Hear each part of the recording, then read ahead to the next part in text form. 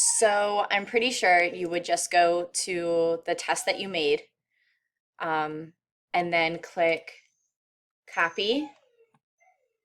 And up here where it says copy to, go to FAMS Professional Learning. It should be in your STARD or it might be under your communities. Or if your department made its learning page, you could always copy it there. Like we have a science one. Um, I would want to put it under teacher collaboration space. I'm assuming you would do RELA.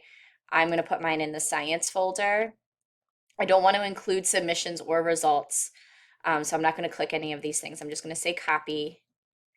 And then she can go to the FAMS professional learning tile, and go to resources, teacher collaboration space. She would click on RELA. I'm going to go to science and your quiz will show up here.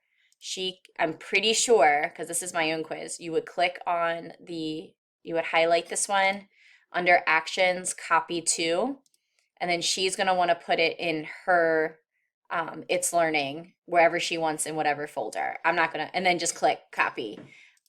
I'm 99.9% sure that's the best way to do it. If it doesn't work, let me know. I can figure out another way to do it too.